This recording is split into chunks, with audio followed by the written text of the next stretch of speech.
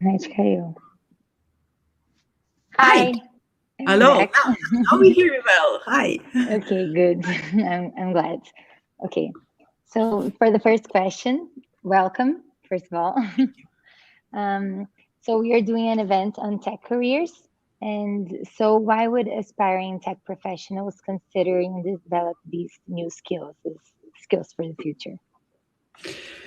Yeah, I think I have a lack of speaking after Max, and because he told you a lot, I think about the tech skills and transitions and different jobs. I think in the first place, the tech is hotter than hot. So we're living in a strange time, and the shortages in the tech industry are so big that demand is so huge that having a tech skills is sort of at least what I see in the Netherlands. Having tech skills and being able to do, for example, programming of data analysis is a golden ticket on the labor market. We have tons of vacancies coming every day online. And you see that the war on talent and what companies are saying is just incredible. So if you want a guaranteed job, at least for the coming time, tech skills and tech jobs are the ways to go. But I think we need to talk not only about technology is a tool. Tool is a tool. Is how it's what you do. It's important also to talk about other skills and why do you want a tech job. I am again alone, so I assume Isadora will be joining again with or. Great. Um, so what are the emerging skills that we were talking about? Yeah, I think we're talking maybe not about emerging lots of skills. I want to say that I will not be talking today about the tech skills. I'm not an expert in this. Okay, They're fantastic okay, and they're important, but there are many other skills you need to have or you want to have if you want a tech career. So I want to okay, talk about two types of skills, and they're not as much emerging. So when you hear them, you think, okay. yeah, they've been here for years and years. They're just getting a different context. And there are two types of skills which are very important, and those are personal skills. And it comes to I can feed you with words as flexibility, communication, resilience, all these things. But it comes to ability to work with people, and ability to, for example, manage your time and attention. I always say that you can be a fantastic programmer, but if you're burnt out at sitting at home, you have nothing on this skill. So if you don't know how to manage your time, attention, and energy, it doesn't really matter how great are your programming skills. So there are lots of those kind of skills. Or another skill, which I think is, it's not emerging, but it's actual, is I call it career hacking. Is like, but if we're supposed to change around 7 careers, not jobs, but careers in a lifetime, then you need to have a skill to be able to figure out, but what am I doing next? Okay, I heard someone saying, hey, I have PhD in, I don't know, biology, and now I want a tech career. This is a big career switch, but how do you figure out what do you want, who you are, and what do you want to be? So this kind of personal development of number of personal skills is very important for any tech career, because it's, you don't want to be just instrumental writing code. I mean, there's a reason why you're choosing tech career. And the second type of skills is contextual skills, and that's, I think, what Max was partly talking about, is being able to know the industry or other industry, because technology is now not working alone. It's tech and health, tech and retail, tech and biochemistry. It's those contextual, being able to understand and navigate in being transdisciplinary, and being able to understand the context on what is happening, are also the new emerging skills, and they're constantly changing. Like, I don't know, now crypto is hot, and everything what has to do with digital currencies is very hot. But that's a different field than, for example, working in IT and health, where you try to crack data to figure out how to prevent illnesses, or which antibiotics, or how do we get out of this pandemic with much faster. So these two types of skills, so personal and contextual skills. And personal are not new, but they're actual, Yeah, and contextual or But the contextual skills, I think they're not easier, but I guess easier to develop them and learn how to develop them. And so, how do you think you can develop the personal skills?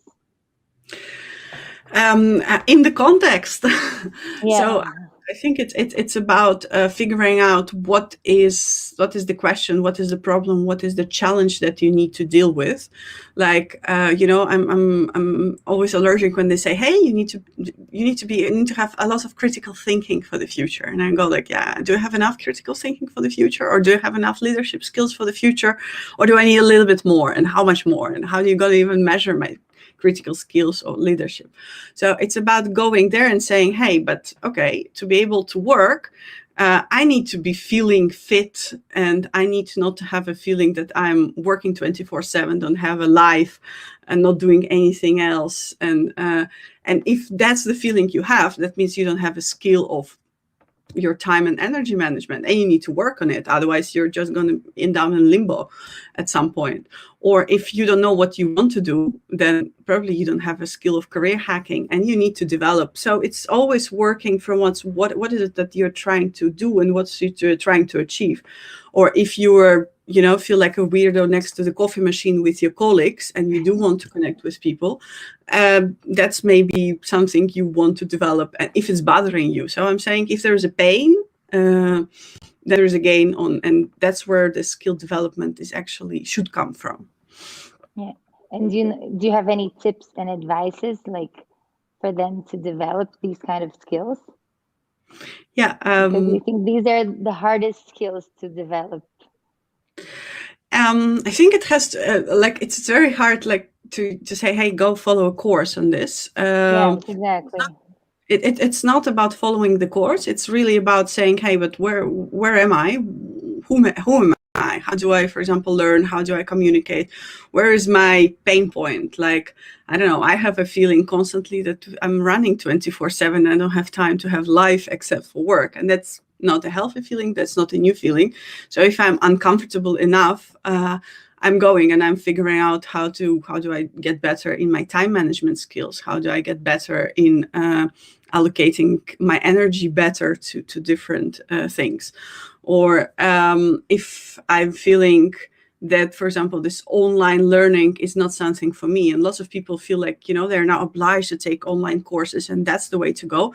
And for many people, that's not the way to go. Like, they cannot finish a course. I'm also like, I start a course and I'm thinking, it just not, this online learning is not working. So that's probably not the way you learn. So what you want to do is figure out how you learn. And maybe for you, it's having a group of individuals you work with together. Maybe you need to go to physical location.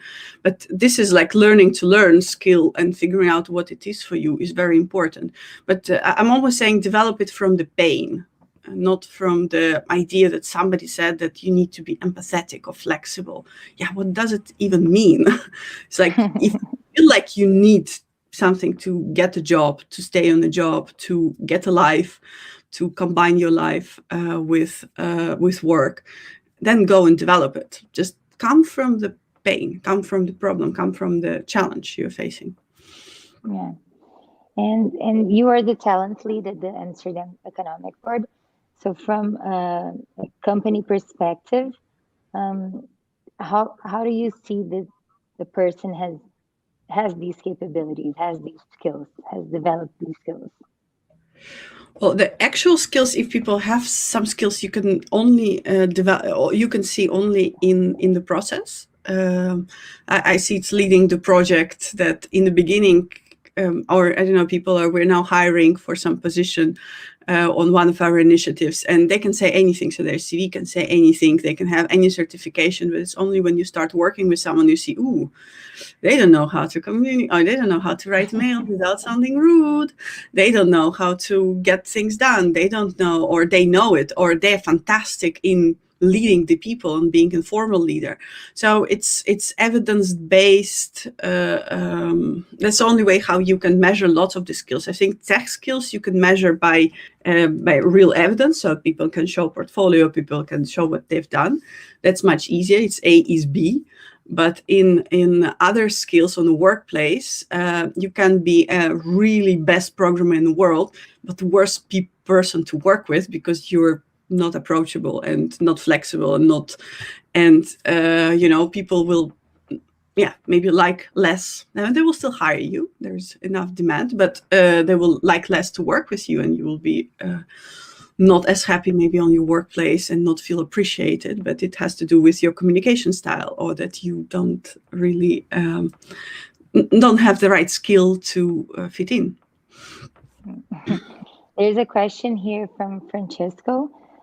He says, I think there is a huge lack of technical skills, way more than interpersonal skills. Then, of course, we need to be able to communicate properly, but I see a huge lack of understanding of tech topics, especially by management. And then the developers are paying the price of managers, not understanding the intricacies of IT stuff.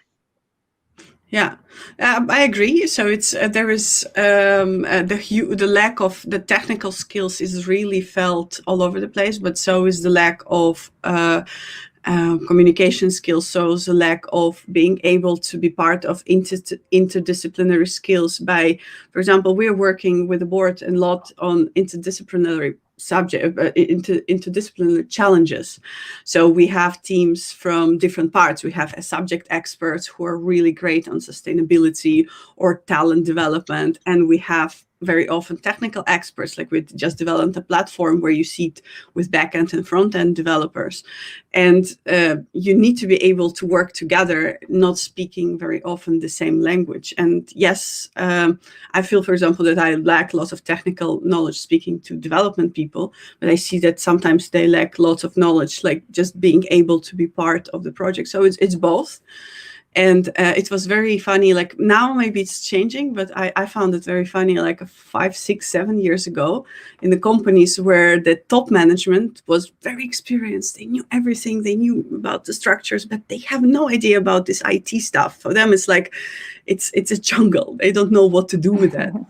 There is a young generation who's completely savvy. They can write any code, they can do any analysis, but they don't have this management experience. So it's like a bit naive ideas sometimes about the world. And there was such a gap where those two generations try to find each other and not understand. I think it's now changing. I think more and more people, get some kind of tech skills. More and more people get some, No, yeah, I think nowadays more people are trying to get the soft skill and the technical skills, because we have seen that people just have one or just another. So yeah. Another question from Reese. Creativity is a crucial skill in a field like this. Maybe not for every single job in the field, but showing creativity in a field like this will give you so much advantage. I'm open to correction on this. Yes and no. Depends on the job. You can't be creative in the places where creativity is not appreciated. So if you're hired by some company to, I don't know, write a code to change the color of this button based on A/B testing, you're hired to change the color of this button of A/B testing and not anything else. So it depends where you end up. So sometimes creativity is not appreciated because you're hired to do certain stuff. And in technology, it's more likely to be the case than in many other areas, because it is there's input and there's output. But creativity is an important skill, especially if you're looking for more creative companies or startups, scale-ups. Oh, there you can go bananas with what you're doing and how you're doing things. Creativity in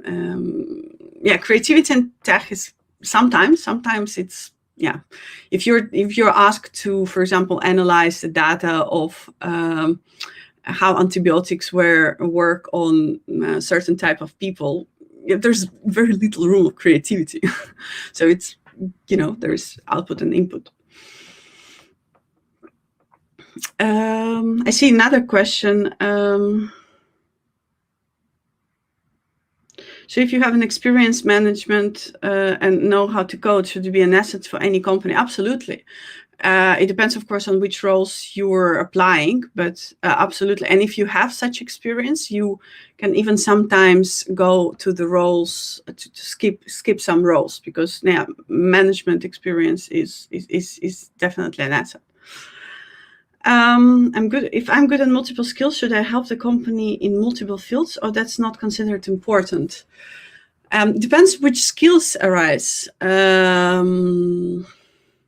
Yeah, it depends what you see. It depends what you are hired for what kind of company you are hired, and which how the different companies operate very differently. I see that in startups, it's you're expected to be multifunctional and be involved in everything, even if your core business is, for example, programming.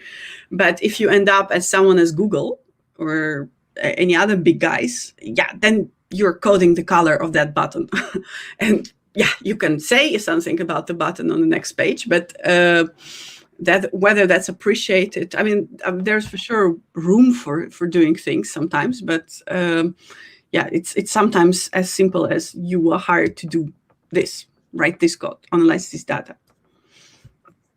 Sorry, Natalia, my internet went down. No The problem. problems of doing an online summit. Thank you so much for answering some questions. I loved having you here. And it was a pleasure hearing from you. Yeah, thank you, and So yeah, thank you. Bye. bye bye. So